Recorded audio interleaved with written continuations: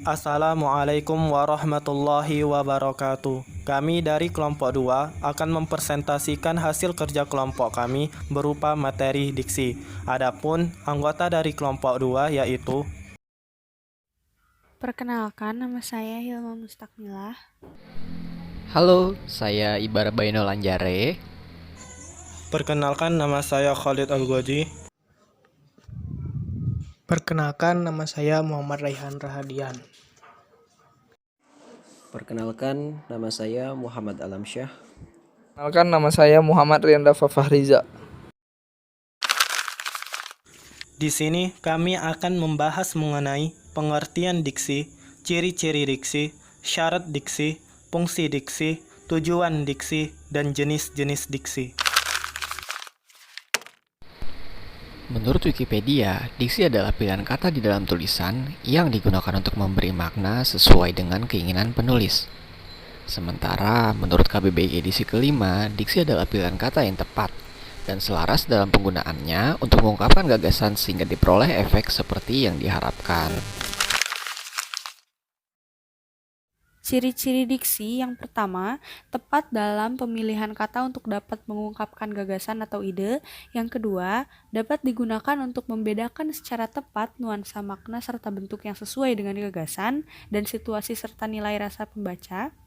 Yang ketiga, menggunakan pembendaharaan kata yang dipunyai masyarakat bahasanya, serta dapat menggerakkan dan juga memberdayakan kekayaan tersebut menjadi jaring kata yang jelas.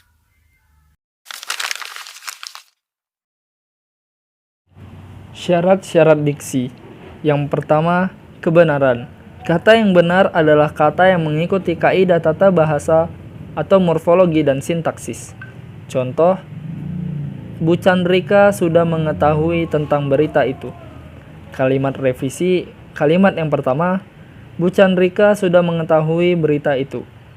Kalimat tersebut tanpa kata tentang. Kalimat yang kedua, Bu Chandrika sudah tahu tentang berita itu. Kalimat di atas dengan kata tentang. Syarat yang kedua ialah kecermatan. Kata cermat adalah kata yang dalam konteks tertentu tidak lebih atau tidak kurang, tidak rancu, dan bersifat idiomatis. Contoh, sebagaimana kita ketahui bahwa bahasa merupakan alat berkomunikasi yang paling penting bagi manusia. Kalimat revisi, kalimat pertama, sebagaimana kita ketahui bahasa merupakan alat berkomunikasi yang paling penting bagi manusia. Kalimat di atas tanpa kata bahwa. Kalimat yang kedua, kita ketahui bahwa bahasa merupakan alat komunikasi yang paling penting bagi manusia. Kalimat di atas tanpa kata sebagaimana. Syarat yang ketiga ialah ketepatan. Kata yang tepat dikenali berdasarkan distribusi atau kolokasinya dengan kata di kiri dan kanannya. Contoh kalimat, Pak Karto datang, dalam kurung, di, ke, dari, kota Surabaya. Penggunaan preposisi di, ke, dan dari bergantung pada aspek verba yang diterangkannya. Jika verba itu beraspek diam atau berhenti, misalnya tiba, tinggal, dan singgah, tepatnya menggunakan preposisi di. Jika beraspek gerak atau bergerak menuju ke suatu tempat, misalnya pergi, berangkat, dan maju, tepatnya digunakan preposisi ke. Dan jika beraspek gerak atau bergerak menyatakan asal kedatangan, misalnya datang, keluar, pulang, dan jatuh, tepatnya digunakan preposisi dari. Syarat yang keempat, kelaziman. Kata lazim adalah kata yang penggunaannya sudah diterima oleh umum. Misalnya, penggunaan kata bersinonim. Contohnya, penggunaan kata sekarang dan kini. Apakah kedua kata ini dapat digunakan dalam konteks yang sama? Jawabannya ada pada kedua kalimat di bawah ini. Yang pertama, kita berangkat sekarang atau besok? Sekarang saja. Yang kedua, kita berangkat kini atau besok? Kini saja. Kata kini tidak digunakan berdiri sendiri, juga tidak digunakan sebagai atribut untuk menerangkan nomina dan verba pada kalimat di atas. Jadi kalimat yang tepat adalah kita berangkat sekarang atau besok, sekarang saja. Itu adalah kalimat yang tepat. Yang terakhir adalah keserasian. Syarat diksi keserasian ialah Kata serasi adalah kata yang memiliki hubungan secara semantik dengan kata lainnya dalam konteks tertentu. Contoh kalimat, sejak dari kecil Santi suka menari. Itu adalah kalimat yang salah. Seharusnya, sejak kecil Santi suka menari.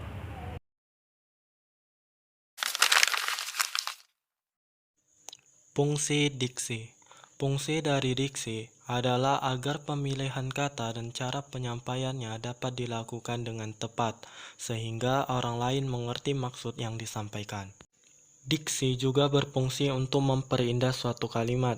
Misalnya, diksi dalam suatu cerita dengan diksi yang baik, maka penyampaian cerita dapat dilakukan secara runtut, menjelaskan tokoh-tokoh, mendeskripsikan latar dan waktu, dan lain sebagainya.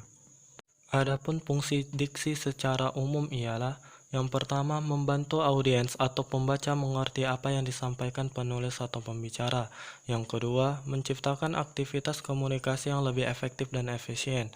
Yang ketiga, menyampaikan gagasan atau ide dengan tepat.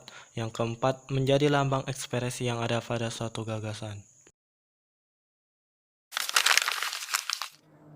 Tujuan penggunaan diksi.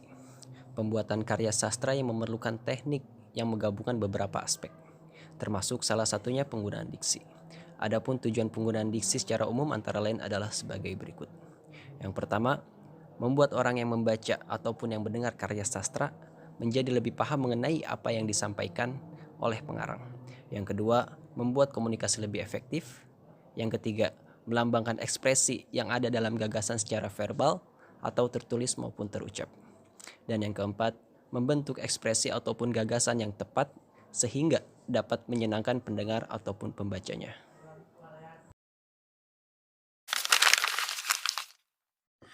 Jenis-jenis diksi. Secara umum, diksi dapat dibagi menjadi dua jenis, yaitu diksi berdasarkan maknanya dan diksi berdasarkan leksikal.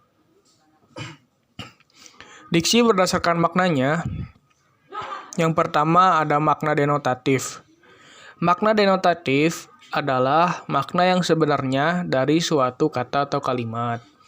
Contohnya, Budi selalu kerja keras untuk mendapatkan hasil terbaik. Kedua, ada makna konotatif. Makna konotatif adalah kata atau kalimat yang memiliki arti bukan sebenarnya. Contohnya, Mario adalah seorang kutu buku. Ia tahu banyak hal. Berikutnya ada diksi berdasarkan leksikal. Yang pertama, sinonim. Sinonim adalah kata yang punya arti yang sama dengan kata lain. Contohnya, bahagia sama dengan senang, lezat sama dengan enak, pintar sama dengan pandai. Yang kedua ada antonim. Antonim adalah kata yang memiliki arti berlawanan dengan kata lain. Contohnya, naik, turun, besar, kecil, banyak, sedikit, cepat, lambat. Yang ketiga ada homonim.